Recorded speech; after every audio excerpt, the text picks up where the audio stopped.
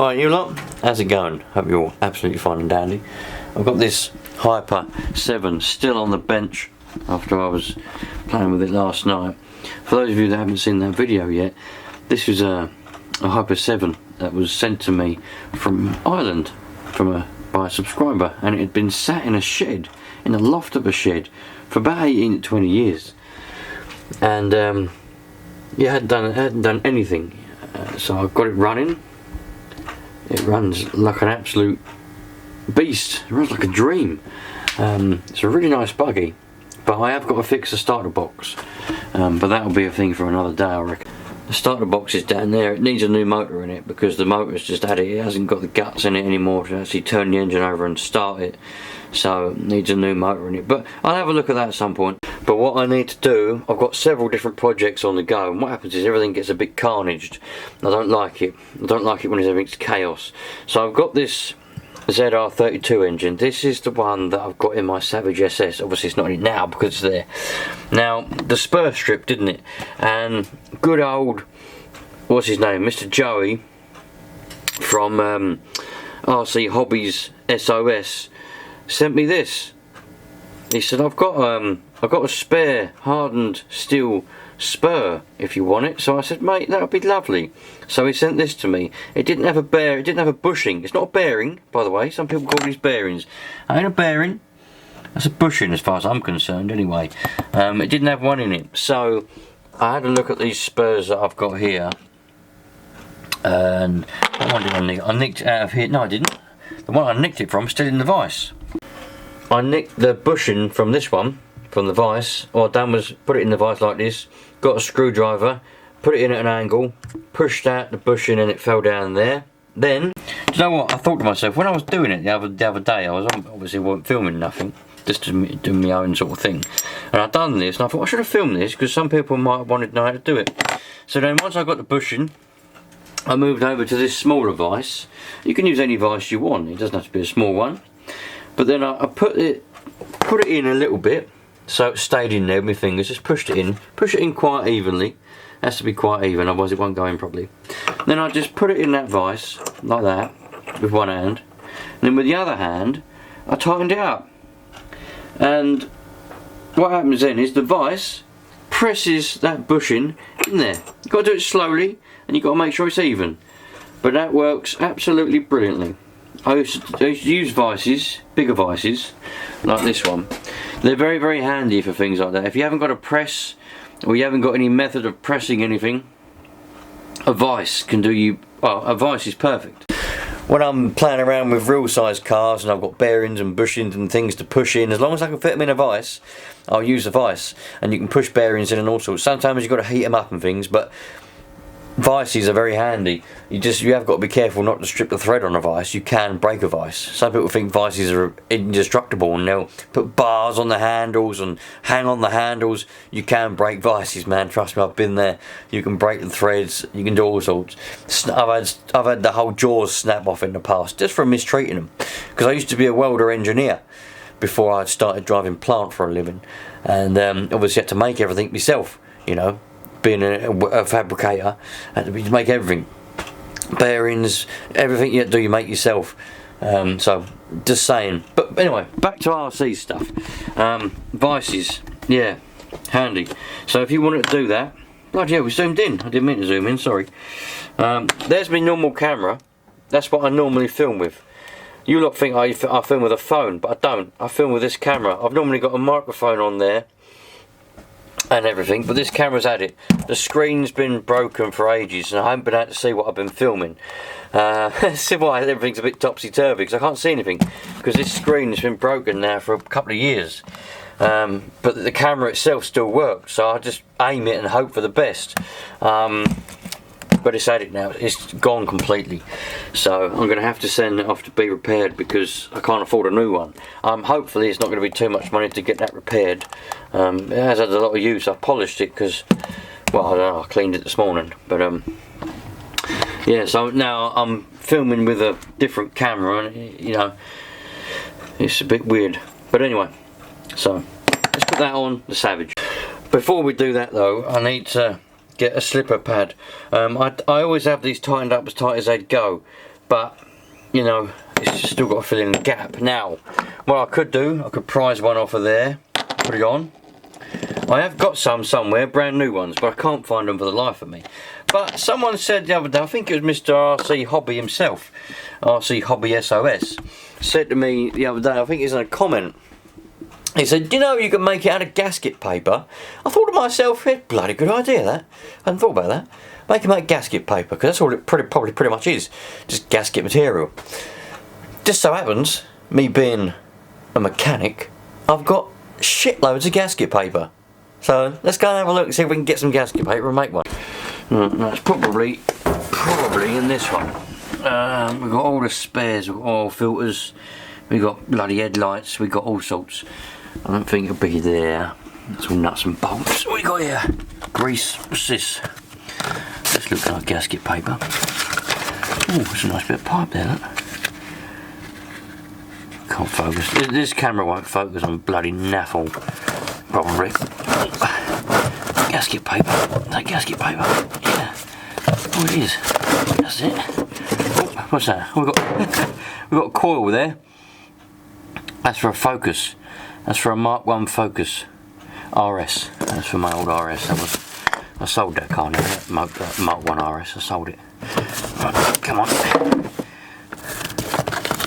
Oh, what's that? That's sandpaper or gasket? That's probably sandpaper. Sandpaper. Is that gasket paper or sandpaper? That's gasket paper, look. Lovely, it's got oil all over it, that's right. Oh look, sandpaper. Oh, belts. New belts for things. Anyway, right, there we go, gasket paper. Let's find a nice thickness and make a slipper pad. Right, so, I must say, in advance, so to speak, oh dear, what's happened here? Oh no, don't tell me this camera's at it. Oh, there we go. Oh man. That's it, right. I don't have a lot of luck with these cameras. The screen on this one's dicky as well. It's all upside down. Because these cameras, this is my old camera, and they get used so much that they just, well, don't get me wrong, I mean this one's lasted 10 years. The camcorder I just showed you, I bought that in 2015. So what's 15? 15. Is that 8 years? 50, yeah, that's 8 years. So I suppose it's alright. Yeah, so I apologise in advance if it don't focus and stuff, because it's not, it's a bloody digital camera, it ain't a proper camcorder. Anyway, this is nice and thick. The thicker the better as far as I'm concerned. Look at that gasket paper there. That's thick as you can want. All this stuff's thinner. It's wet for some reason. Must be leaking it. Oh, we had a flood, didn't we? I got flooded. Obviously, we must have all gone in the cupboard. All them headlights and belts and everything in that cupboard's probably soaking wet. I never thought about it going in the cupboard, but when we got flooded, I suppose, of course, it went in the cupboard. Anyway, right, gasket paper, what we want. Made in England, look. Made in England, oil resistant jointing. Oil resistant jointing, and it's made in England. Quality there. Pure quality. Right, all I've got to do is cut out a circle, roughly that shape, and then just put it on. Right.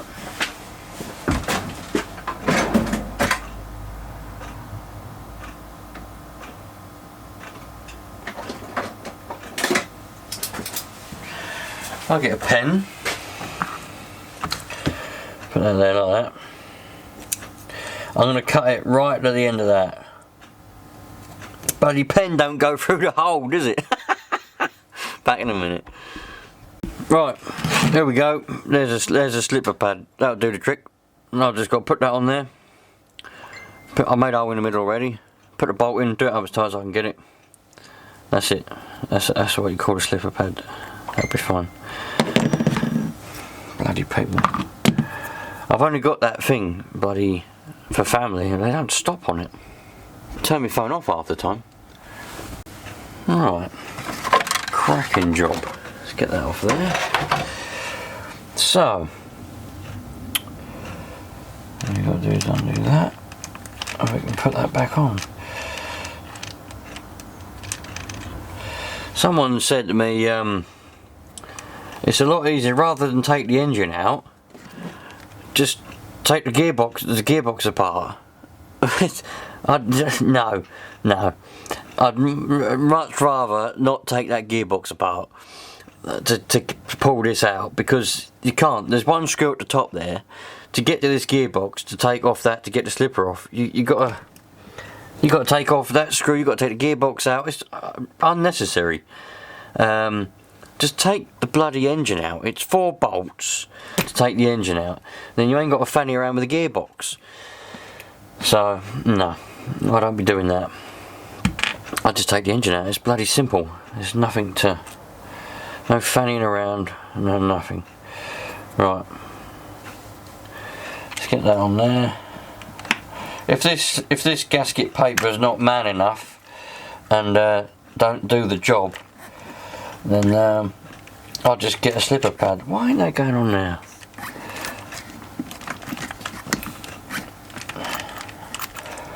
Alright, that goes on there like that. Yeah. Oh, lovely. Lovely jubbly. Little washer goes on. Then the spring.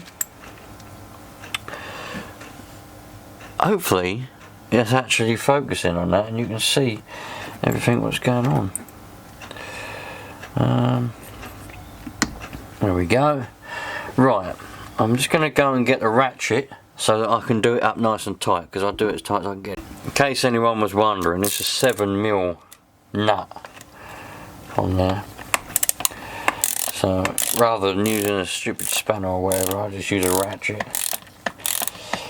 And then we do this up as tight as I can possibly get it.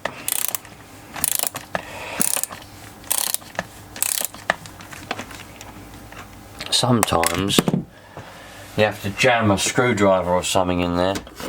Sometimes you don't, sometimes you do. It depends if you can get a grip on it or not.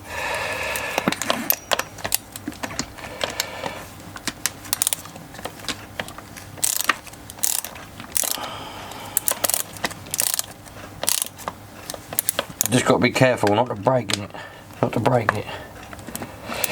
That's all.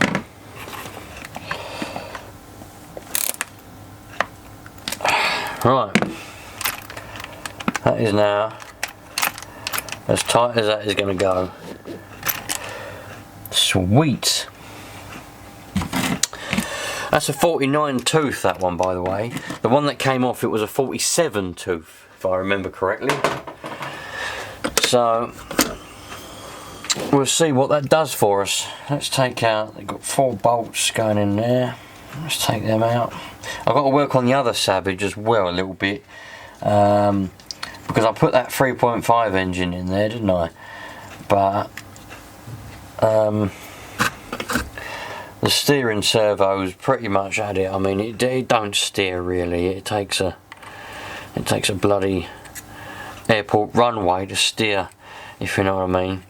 So I've got an old Futaba servo.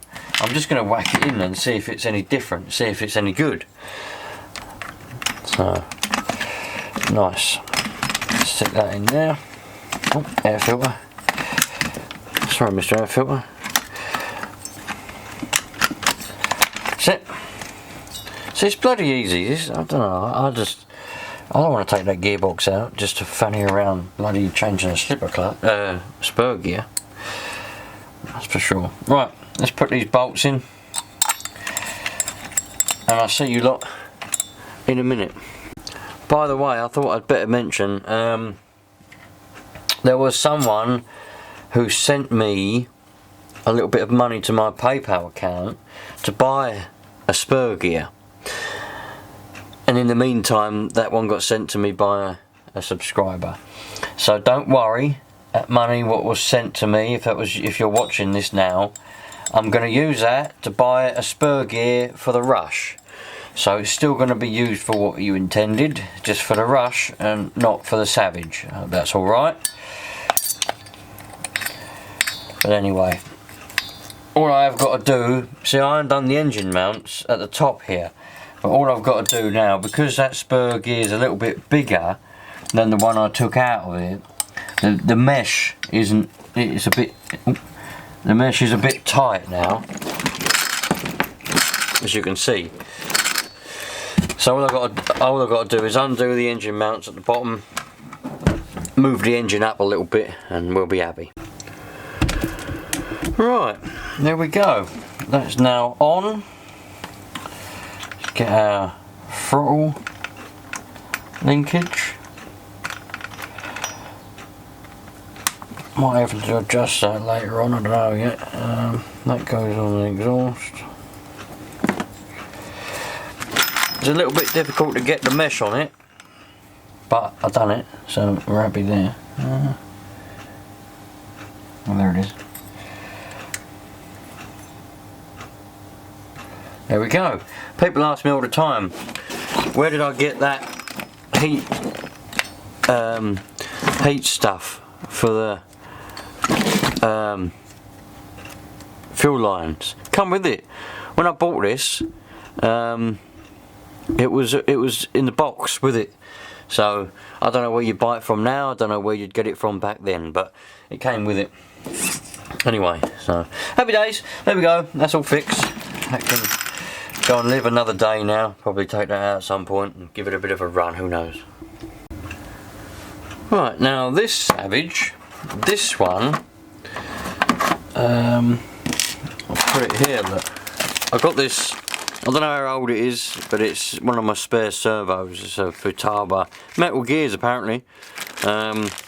Just a servo, but anyway, as long as it works, it'll be better than the one that's in it, because the one that's in it, well, it ain't a lot of cop at all, to be honest. Let's turn it on, and you can see the difference, and then we'll see the difference once I've changed the servos over. Alright, so this is with the original HPI servo that come with this in 2003 when it was brand new, with a brand new fully charged up battery. It really struggles there. If I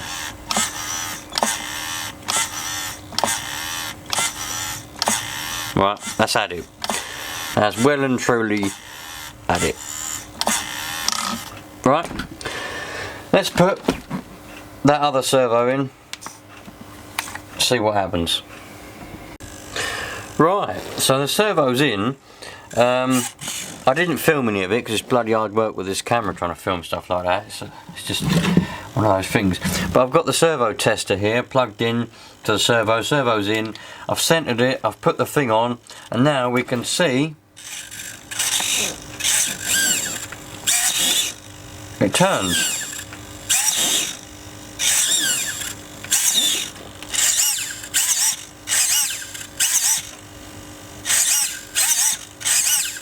It's better. I need to adjust it because it don't go all the way one way.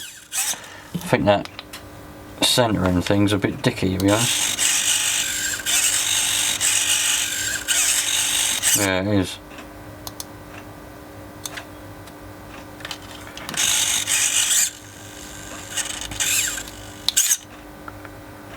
Yeah, something wrong with that. I've got to try and work out why it don't go. Well, I don't know. Bloody give up with the bloody thing. Right. So, we're on Savage 21.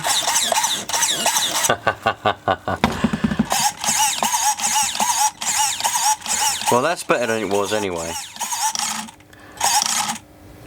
That's bloody something's dicky somewhere. I've got one wheel. Oh, bloody.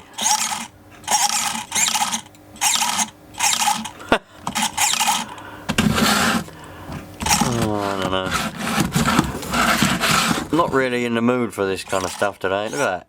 Right, goes back to. Nah, it can stay like it. That's it. That's enough of that. That can stay like that. I don't care for stuff like that today. Camera's running out of battery. I've only just charged it up. I literally just give up with it. Give up with it. Let's try and work something out for this when I can be bothered, but I can't be bothered today. Not at all. Not on a Friday. Not on a Friday. Anyway, new servo's in. I'll have to try and work out. I think the problem is the servo saver, to be honest. I think it's the original servo saver. It's just weak. The spring in it's weak. Because it's had, well, this Savage had a lot of use and a lot of abuse. I mean, I was Kevin Talbot back when I was a kid. You know, now I've grown up, I take care of stuff better. But when I was a kid, I was literally a version of Kevin Talbot. I just didn't give a shit. And this Savage flew off of all manner of cliffs and all sorts. So the servo saver definitely took a beating. Yeah. So there we go. I'll probably play around with the endpoints and the trims and stuff on here and try and get it to be drivable. But the steering's got a lot of slop in it and a lot of sag in it because everything's just worn out. It's as simple as that. It needs a rebuild, but I'm not going to rebuild it because then it will take away all the character. You know, in my opinion, it will take away all my memories from it. Not the memories, but like the feel of it, the character and all that if I rebuild it. But I do want it to be drivable, so I'll have to think about what I'm going to do with it. But the servo's in there for now. That's what I set out to do, was change the servo, so that's what I've done. We've got this Hot Bodies, you can't see it, we've got this Hot Bodies 3.5 in here that I put in here the other day. At some point, maybe this weekend, if I can sort out the steering, because it's obviously Friday today, all my work got cancelled, so that's why I'm here today, because of the weather, got rained off. Yeah, so that'll be that. Hopefully maybe Sunday morning, maybe if I can sort the steering out tomorrow, if I can be bothered, we'll take this and we'll get this, see how this engine runs, because this 3.5 ain't been ran for 20 odd years. Well, it ran obviously because I started it up, but used for 20 odd years. So there we go. Anyway, there we go. Got the Hyper 7 on the bench now. The Savage, by the way, the Savage 21 is done. I went and had a couple of cornettos, some ice cream, you know, that kind of stuff.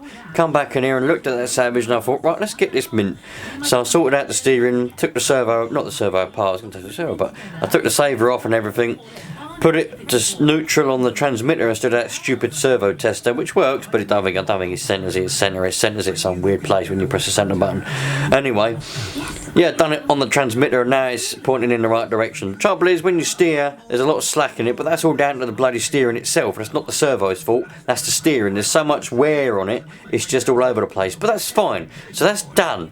The only thing I need to do now is I need to buy some glue to glue the tyre on, because when I was doing another video, you might have seen it when I was tuning a K4.6 in that Savage, the tyre come off the rim because the glue come off. The glue's more than 20 years old because of the original wheels and tyres. It come off. I've got to buy some glue now, so I'll have to wait a couple of weeks till I get paid and I'll go and buy some glue and then we can go and take that car out. But in the meantime, let's have a look at this Hyper.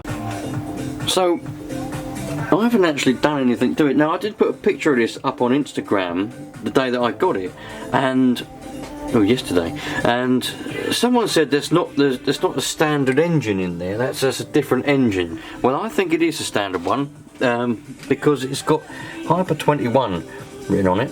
Don't know whether this camera's ever going to focus on anything like that. Bear with me a moment. There we go. Oh, kind of. Hyper 21, 8-port. It's an 8-port engine, but it's also got Hyper 21 on the block. You know, so I'm no Hyper 7 or Hobeo expert, don't get me wrong, but I would say that's probably the right engine for it. It's probably not the wrong engine, it's probably the correct one. But those of you that know these Hyper 7s, I dare say I've seen them with different engines in, and so they probably came with different engines. You know, different time periods probably had different engines in them as they revised the engines, made new engines, things like that. I don't know. But the fact that says Hyper 21 gives me the impression it probably is the correct engine, but it might not be. So all you Hobeo and Hyper 7 and all that experts, please let me know. Is that the standard engine for it, or has somebody put that in? I'll have to have a chat with the chap who sent that to me. I can't remember what he said, but I think he bought it brand new So if anyone's going to know if he changed the engine, it'll be him. If you're watching, dude, did you change the engine? I probably would have already sent you a message and asked you by the time this video goes live though, so anyway, we'll find out. But anyway, what I need to do, I do think we're going to have trouble with the diff, because I was going around, I was oiling everything up. I've got the front diff free now. Well, it's still a little bit stiff. I might end up having to take that apart, I don't know yet. It's still a little bit stiff. But when I was going around oiling things up with a bit of 3-in-1 oil and a little bit of WD-40, just getting all the little joints oiled up so everything's sort of free for when I go and put a battery and some radio gear in it in a couple of days time when I can be bothered, basically. I was pushing it and I realised that the old spur's not turning the bell, look, forwards and backwards. It's not turning. And if you listen, let me turn the radio down a minute. I have the radio on in the background with a bit of music playing, so now we've got that off. Listen and you can hear gears crunching.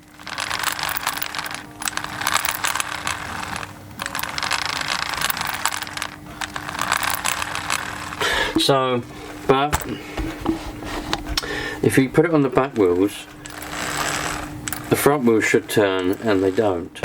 If you put it on the front wheels, the back wheels should turn, and they kind of try, but they don't really.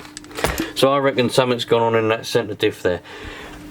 We won't know until we try. I do know though that when I fired it up yesterday, it was trying to get off the bench. You know, it had some go in it. So, and the front wheels were turning, and so were the back wheels. Weirdly enough, the front wheels were going backwards though. And I've also realised that the front tyres are put on backwards and the back tyres are put on frontwards. Now, you know, I reckon it'd be absolutely hilarious if someone had turned the diff, done something to it so that the front drives backwards and the back drives forwards. I can't see that being any sort of a case. I mean, so you'd have to have a fanny around to get that to happen, but it just seems strange that the front tyres are on backwards and the front wheels turn backwards when the engine's running, because they should turn forwards obviously. I don't know, that's a weird thing, but we'll find out when I fire it up again. I'm going to put some radio gear in it and we'll fire it up and see what it's all about. I really like this air filter. I'm going to take this indoors now and I'm going to put it in the sink with a load of hot water and get all that foam off and blast all that foam away and clean it all up, because the rest of the filter's fine. The casing, the housing, everything, the little pipe's not perished. There's nothing wrong with it at all. The only trouble is the foam. And because what happens is, a lot of people don't really know why it happens. Well, I reckon it's because it's just over time foam perishes and goes flaky anyway, but when you've got air filter oil on the foam, it seems to accelerate that process and it just makes it sticky as well. If it's just foam, it'll go all crumbly and just fall apart in crumbs, like breadcrumbs. But when you've got air filter oil on them, not only are they like breadcrumbs, but they're sticky and they stick everywhere and it makes everything worse. So that's what happens with the air filters anyway. So I think I've got foams that will fit on this, so I'm going to go and give this a proper jolly good clean up, and yeah, and then we can put it back on there, because I love that style of that pipe and everything. I just like the style of it. They're lovely. You know, you don't get them like that no more. I've looked everywhere trying to get air filters like that. You can get low-C ones and that. They just don't seem to be as good. I don't know, man. If anyone knows where you can get air filters like that nowadays, let me know. Anyway, for some reason I'm upside down on that screen. Anyway, I'll catch you later on, you lot. Thanks for being here. Treat everyone equally. Didn't get a lot done today, I know, but I just thought I'd say hello to you lot. Got two Savages back up and running again, didn't we? Got the SS back up and running. Can't wait to go and give that a blast, see what that's like now, because it was, something was wrong with it before, wasn't it? It was a bit underpowered, don't know why. So now, hopefully, it'll all be perfect. I just need to get a servo saver for that, but that's alright, we'll sort that out later on. And the 21 with the thingy-majig engine in it, give it a blast. So, I'll see you later on, you lot. All the best, thanks for being here, treat each other equally, have a nice, happy life, and cheerio.